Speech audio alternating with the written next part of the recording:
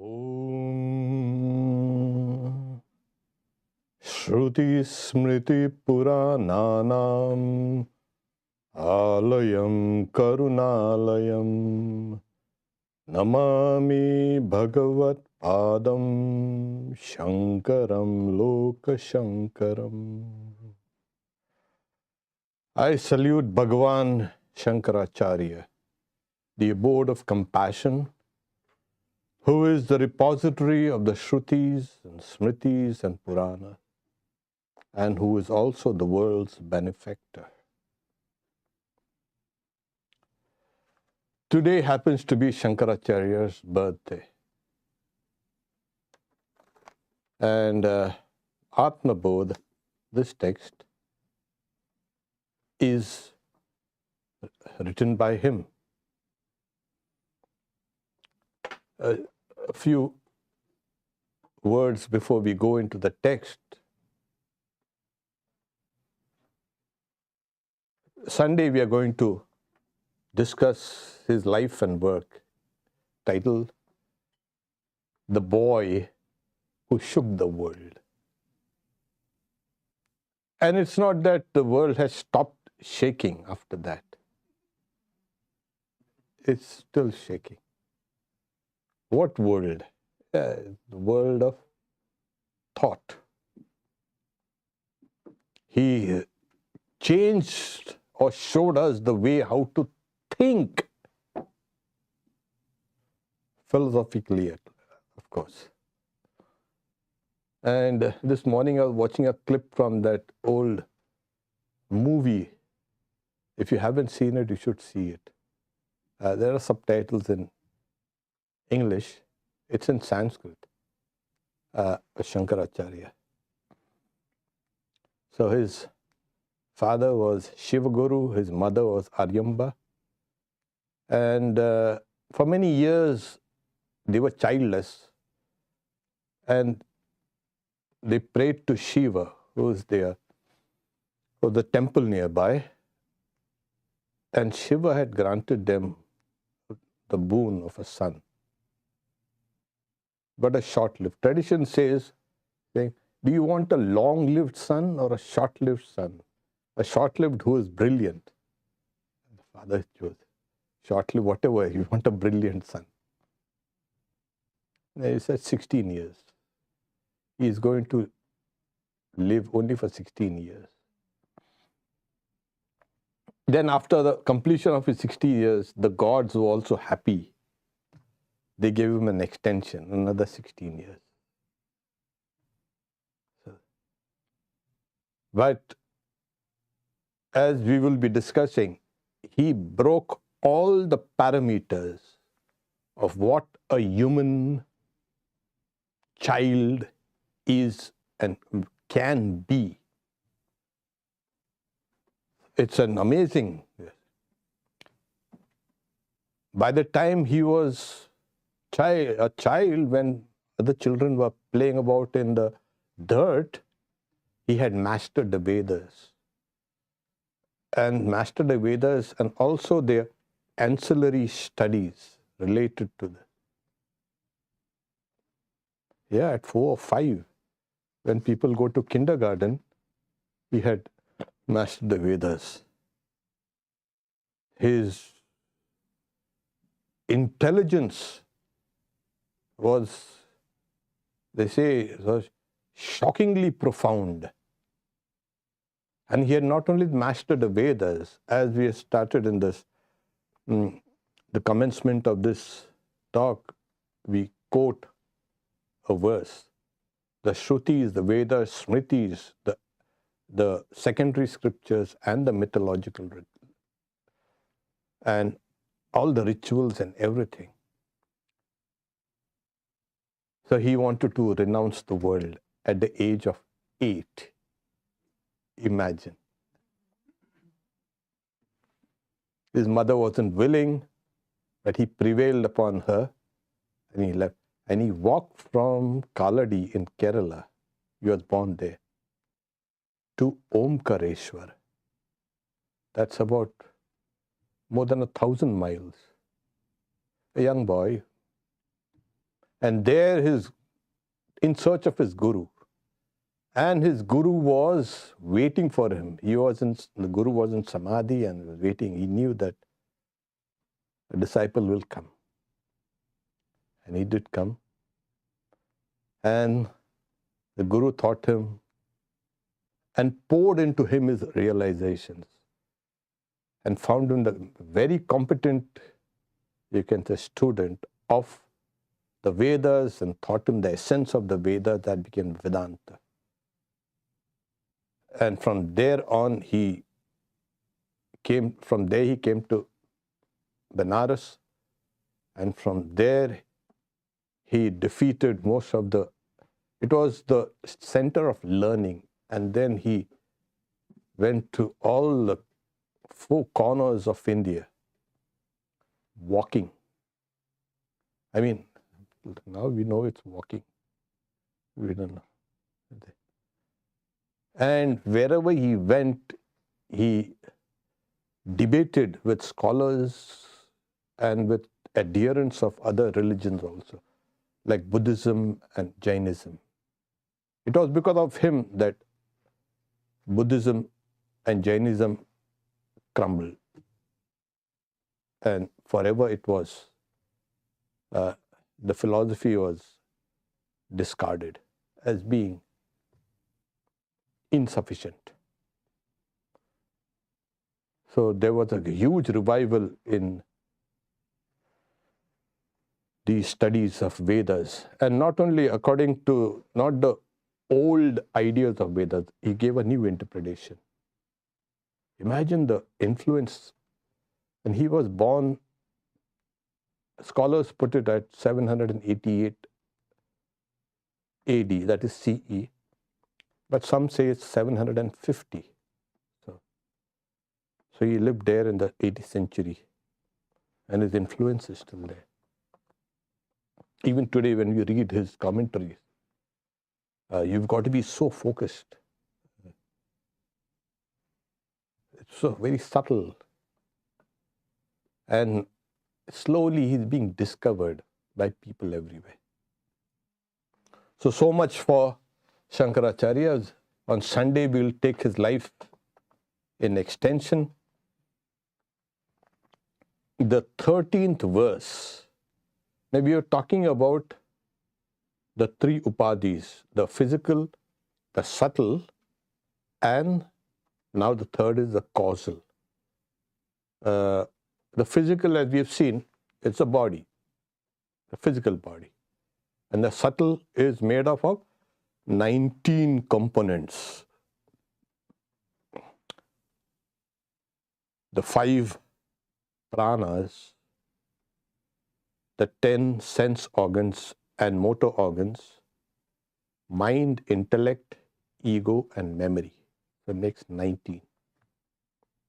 So there are 19 parts within you, in the subtle body. This is the real you, not the physical body.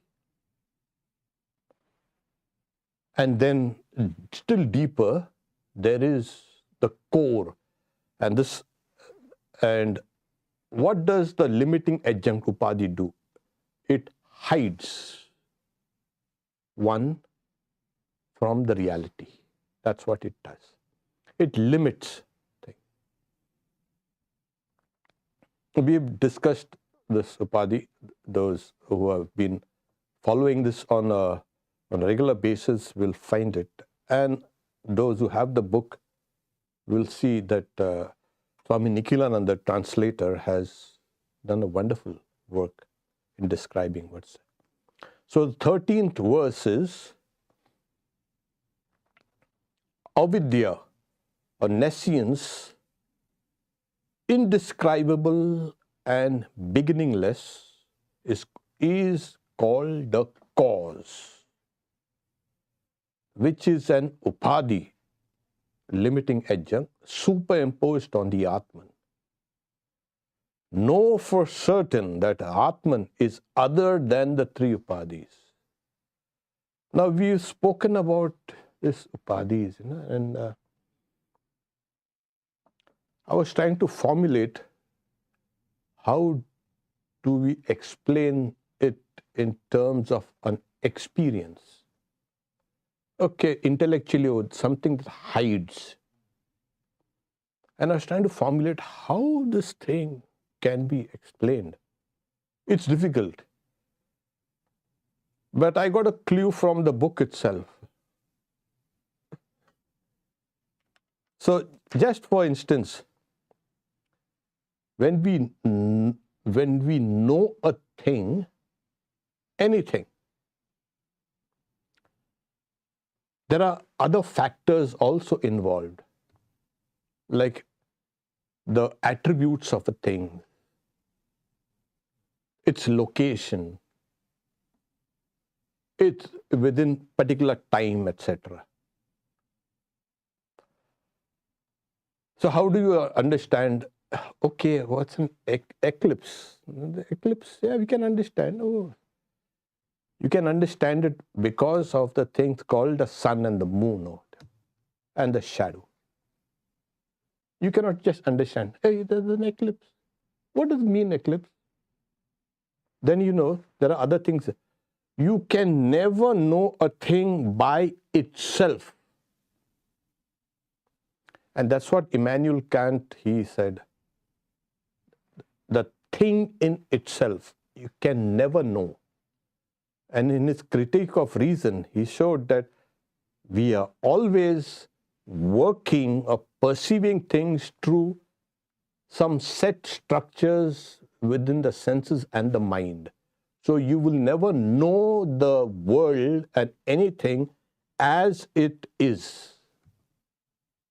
Yes, so he got this idea. Of course, these they don't acknowledge that these were old ideas in epistemology in Vedanta. So at least Schopenhauer, Arthur Schopenhauer, who was his competitor during that time, he acknowledges it. The Upanishads have been the solace of my life, and it will be the solace of my death also. So now you get the idea what is a limiting agent. You can never know a thing by itself. And even if you try to, can you describe a thing completely? Impossible. You can never, there will be always something more to be known, more to be described. Certain things are better left unsaid. Keep quiet. That's why the highest teachings are silence. Not like us listening, talking and talking and talking.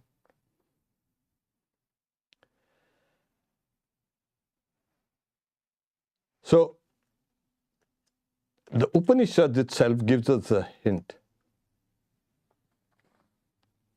That Brahman, having created that, entered into this very thing. Brahman created and entered. Tat srishtva tadevan pravishat. He had entered. And then you say, and having entered into it, into creation.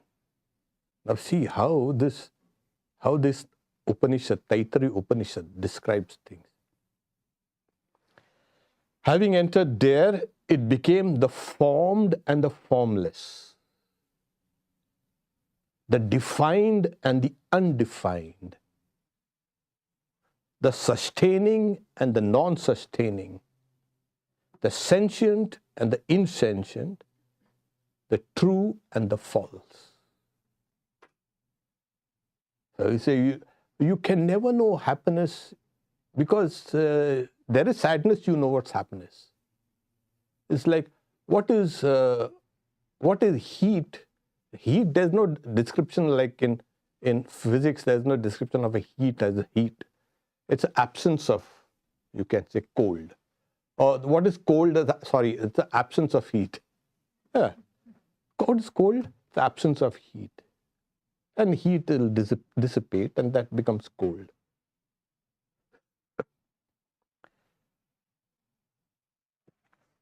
It is impossible to even have the knowledge of a grain of sand in its entirety.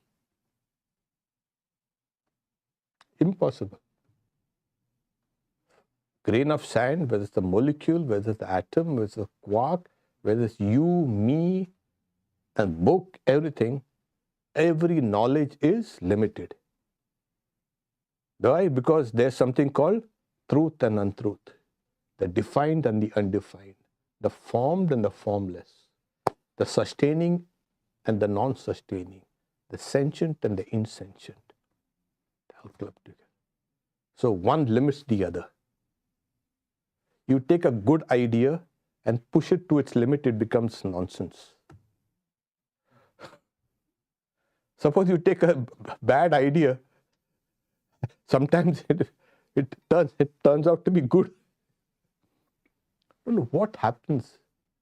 That's why this Upanishad, Niruktam cha, Nilayanam cha, Nilayanam cha, Satyatecha abhavat.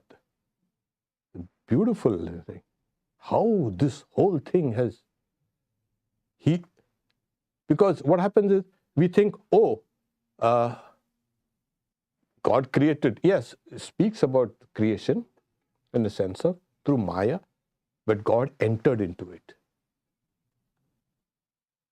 So you want to find that Brahman, that God, here it is. Here. But to understand it, one has to transcend these two things. You try to know something, it remains unknown. And something which is unknown becomes known. So one time Swami Vivekananda was asked, so if everything is consciousness, what's the difference between me and a cabbage? So Swami Vivekananda was in a hilarious mood. Think, stick your knife in your leg, you'll know the difference.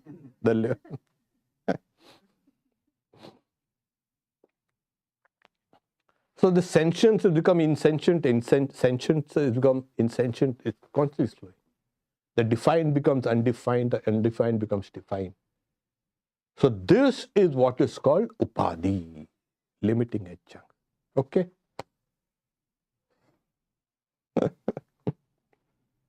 This is one of the, you can say, traditionally it has been discussed, but then the teachers have always said, oh, this is the upadhi, and I'm like, what is the upadhi? It is this. This is one of the reasons why Shankaracharya says, avidya or nescience means it's a literally a kind of poetic term, used for lack of knowledge. But as we've been discussing, avidya is non-knowledge. Vidya is knowledge, avidya is non-knowledge. Is indescribable and beginningless. Obviously, we saw it will be indescribable. And beginningless, well, you have to know things which is within time, location, and its attributes. That you will never completely know when the whole thing has started. There was a time when people were saying it all started with the expansion of the universe. Some people still call it a Big Bang. It's not called a Big Bang anymore. It's just to give us an idea. And now they are saying, well, there could be a series of Big Bangs all over the universe. We are in one series. And it might be gravity is leaking into our universe, which is called dark matter. And space and time itself, which is foundational, may be an emergent quality of something even deeper. And that fills our hearts with joy. Good. We've been talking about this. So, beginningless. So, it is a continuous thing, like bubbles rising in the ocean. Bubbles go up. It doesn't matter if. So, one bubble is on our universe, one universe. Some other bubbles, there are plenty of bubbles. And in the Vedic literature, Upanishadic literature, you find the concept of multiple universes, many, many, many universes. So it's beginningless. And it is called the cause. So avidya or non-knowledge is the cause. Cause of what? Cause of the subtle, as I said, limiting adjuncts and the physical, the gross limiting adjuncts. Now, when you talk about, the moment you talk about these limiting adjuncts, you only think about yourself. But in Vedanta, you've got to think, bring in another factor, which is a powerful factor, always. When you see a tree in a forest, the tree exists in the forest. Don't mistake the whole forest for the tree. So when you think, oh, I've got three limiting adjuncts. The physical, the subtle, and the causal. Yeah, but everything also has. So you are like a tree in the forest. So what's a forest? That forest is called the collective, the universal, is called Ishvara. Or God. And the individual tree in that forest is you, me, and we are all complete. If there were no forest, there would be no trees. If there were no trees, there would be no forest. So whenever you speak about these three causes, so what's the cause of the collective? Ishvara. Okay, the collective is. And the individual? Yeah, that individual there inside, in the Vedanta, it is called Prajna. So your real name is, what is it, Prajna? One who knows, very strangely. And the subtle body? The subtle body has got a name. It is called the Taijasa, shining. And the gross body, the physical body, is called Vishwa or Vaishvanara. So, like the collective, don't get confused about the terminology. Like the collective has three appellations or names, the individuals also have three. The individual and the collective are part of the same thing. So when he's saying the cause, ignorance, is indescribable and beginningless. So, what is this ignorance? The cause, as I said, it hides the reality.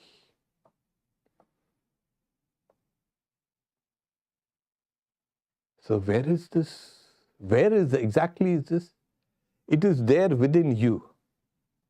But it is experienced, this limiting adjunct, experienced in deep sleep, where you do not know anything.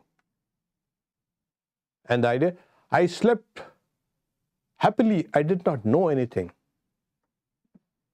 That is an experience of the Vedanta does not say, oh, you cannot, we don't experience it. Yeah, you do experience it.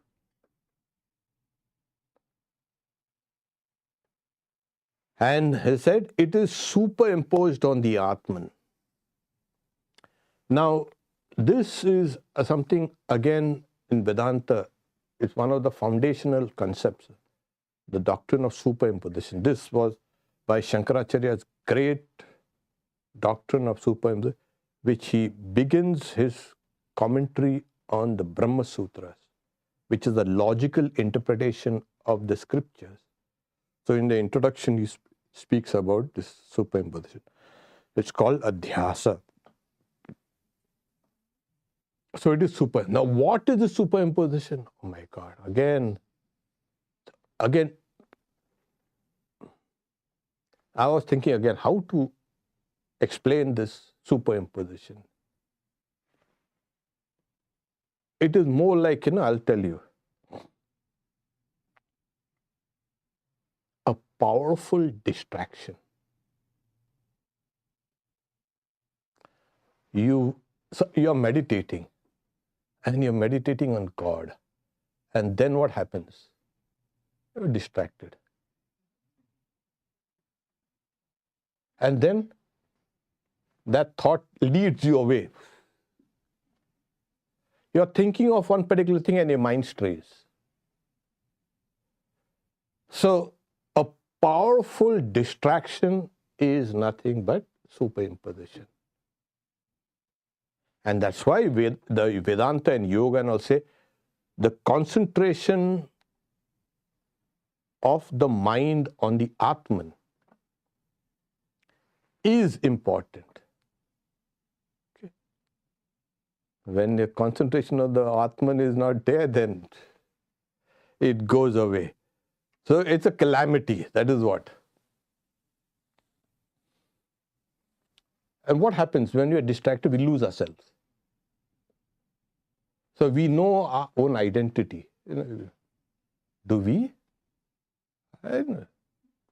You ask anybody, do you know yourself? Of course I know. And then you start questioning, start analyzing. Then you'll say you don't know anything about yourself. I have seen it. Get a smart lawyer and he'll or she will prove that you never saw it. What you saw was something else. What happened? This is called superimposition, distraction. It takes you away from your intention. And that is why you can never know yourself. Impossible. I mean, your real self you can know, of course, in the Atman. Once you still, because the very instrument which you are going to know is made out of ignorance. Oh my God, what? Yeah, that dark place you went when you fell asleep, that is the cause. And the cause is not different from the effect. Like milk is not different, completely different. It's the cause of the yogurt. Okay. Yeah. And then you make something else out of the yogurt also. So it's a milk. It's just transformed. So the cause is non-knowledge. It gives rise to the mind and senses, etc., etc. So we are distracted by the senses, the memory, the mind, the ego, the intellect, everything. Yes. You're trying to do something, you bring your mind back. So the very instrument itself is under a false, you can say, it's made up of ignorance. So remember that when they speak about superimposition, the only way you can understand it, it's a distraction from the reality. And then say,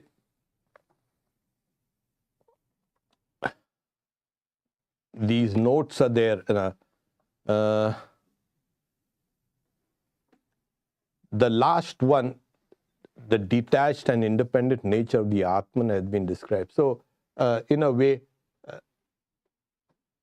Vidyaranya was one of the great teachers of Advaita Vedanta. So he describes in the Panchadashi, he describes a big chandelier in the court, which is giving off light. So the court itself is the body. The king sitting on the throne is the individual soul, and all the senses and the pranas and all these are like the servants, etc., with the intellect as the prime minister. And they are all functioning. And at the end of the day, when they all leave, the chandelier is giving off that brilliant light even when no one is there. So king is not there, nobody is there, but it's less. So the light of the Atman is something like that. It's always there. So it's whether it's there, you are there, you are not there, it does not matter. So this is the third. Why you say third? Third in relationship to the other two. Actually, it's the first, the cause. The second is the subtle, and the third is the physical. That hides.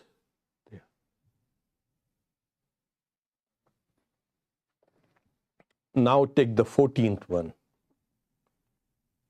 Now, always there's he speaks about in the preamble to the 14th, it may be contended that the description of Atman as independent of the three bodies is not valid, since Atman is seen to be dependent on food and drink and to be endowed with many physical and mental attributes. Yeah, the Atman. Here, this is the Atman walking on. Hey, Atman. But that Atman, if it's not given food or drink and all everything, it goes. The Atman dies. In answer, it is said that all this is due to the false identification of the Atman through ignorance. Again, ignorance, non-knowledge, with various sheaths. The sheaths are described. Sheaths are coverings. So those three upadhis, limiting adjuncts, are called the three bodies. The causal, the subtle, and the physical. And this is another technique of Vedanta. Why is they want you to understand intellectually at least what you are made of, what you are against, and where you've got to concentrate. Because they ask us to find out the distinction between the real and the unreal. So you've got to understand what is that which stops me from knowing the real. So those three bodies are described here as 5 coverings. The first covering is the food sheath. It lives and dies in food. Yeah.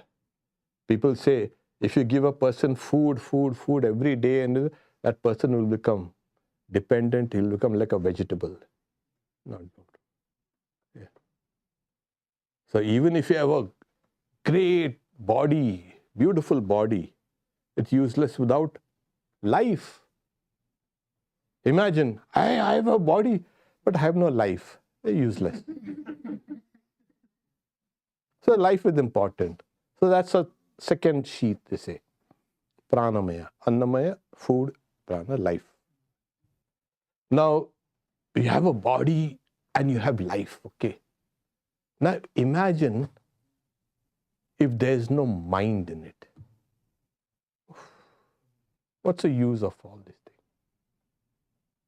Completely, it's better go and jump down the cliff, high cliff. So you have to have a mind. So that's the third layer. The physical layer, the biological layer, the prana, etc., and the mental, the mind layer. Now, if so many things are there around, also have a mind. Trees, insects, birds. But they are run through instinct. You'll always notice things. When it's spring, the trees kind of, as if they know what time it is. They'll come and start flowering. And it's winter, throw it off. Let's go to sleep.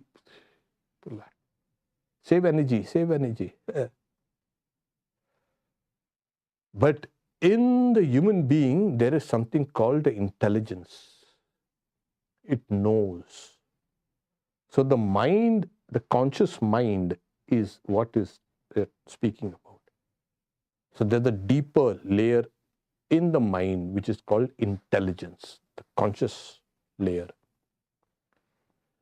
And then deeper still. So you see, when you're alive, there is some happiness. Of course, there are people who are not happy about life, about living, and have to work every day. Ah, God. Terrible. But there is a very subtle, you can say, element of bliss, of happiness, of life itself. When you are in a body, there is something called bliss. Now, there are some people who don't want that, don't experience that.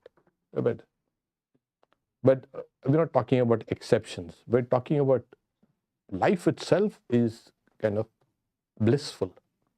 When everything is running very smoothly, you don't need anybody or anything. You're just happy. You will see people walking on the road smiling to themselves.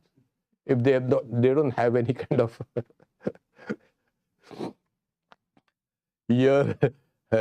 headphones or something like that. And then you can see that there's a light inside everybody. The light which is living, conscious, moving. So that is the bliss sheet. So that's even internal. Like I said, when you go back to sleep, deep sleep, oh, I did not know anything, but I slept happily. Yeah. So there are people saying, if sleep wasn't there for human beings, in a few days you would go mad.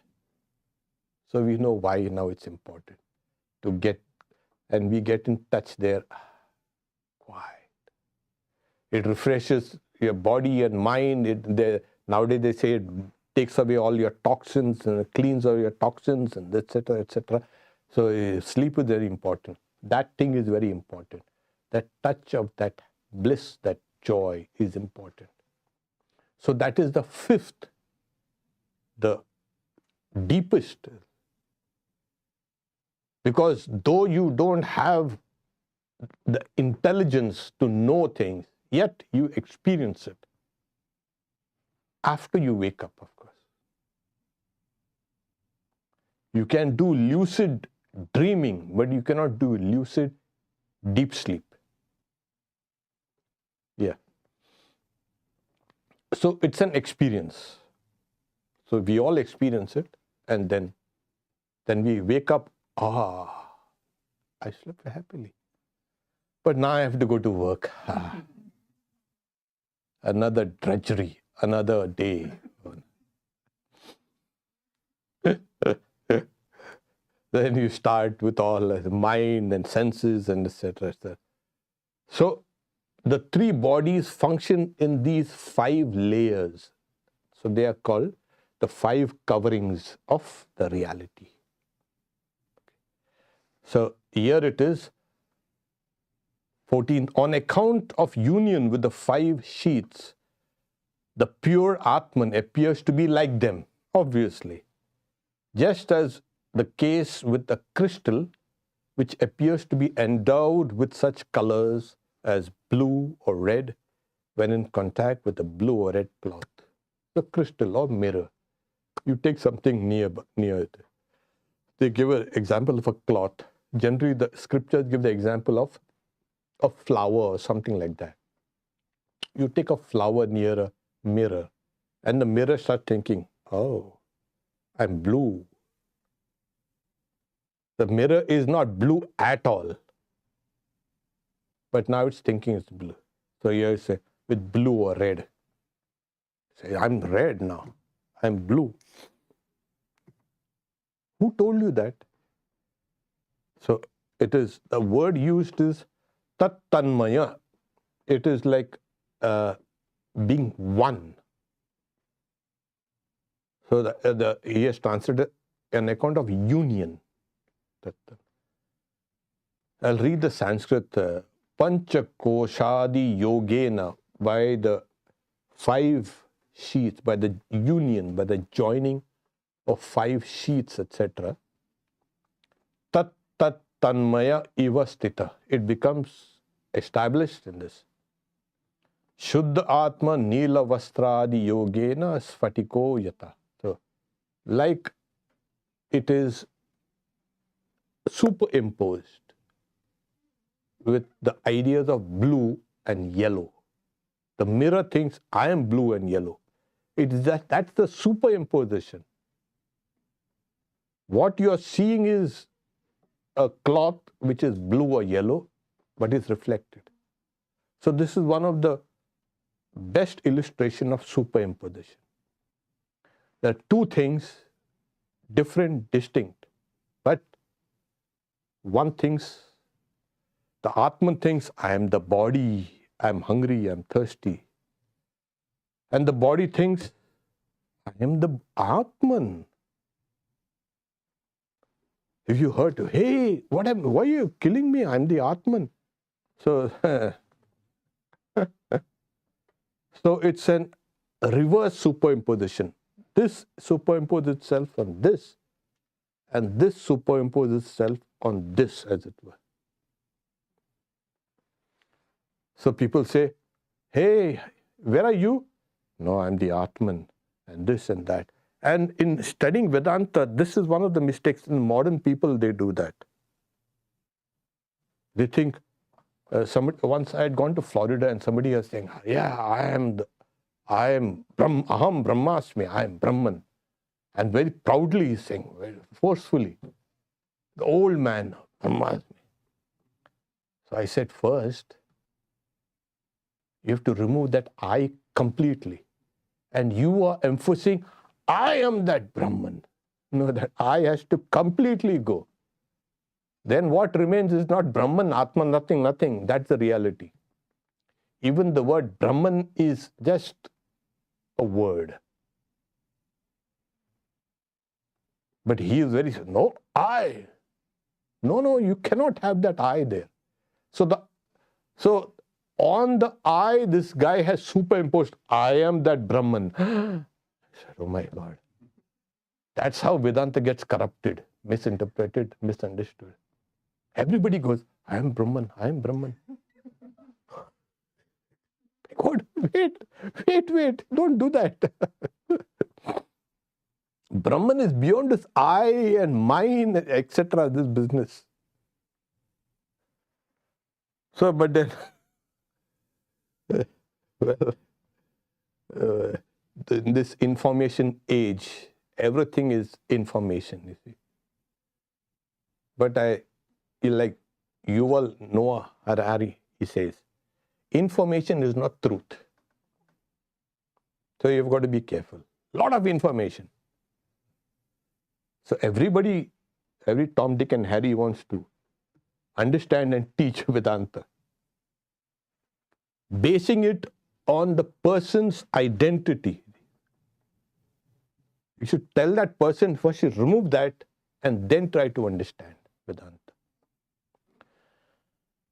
So, on account of union with the 5 sheaths, these 5 layers, the pure Atman appears to be like them. So because of that superimposition, as in the case of a crystal in the sense a mirror, which is in proximity to a red or a yellow cloth. And this is what happens. So these 5 sheets are here. And they are not distinct, they are not distinct layers. One fills the other. As the Upanishad, Tasaisha Purna. So it fills this. So it's a very fluid kind of thing, like a spectrum. It's one continuous thing. The highlights, okay, this is what it is. Otherwise, we might think, oh, it's compartmentalized. It's not compartmentalized.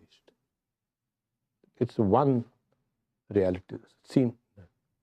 Because they wanted to bring out you can see the different aspects of that one.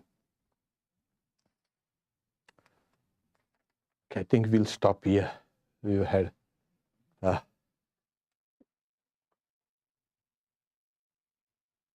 No questions. In a way, good. Yeah. Yeah, I mean, I tried to be as lucid as possible. Before we sign off, Sunday is again, we are going to speak on the boy that shook the world, Shankaracharya. So we also have Sunday evening Ram Nam, and Sunday morning 9:30 is Mother's Children, that is the Sunday school. Om Shanti Shanti Shanti Harihi Om Tat Sat Shri Ram Krishna Arpanamastu.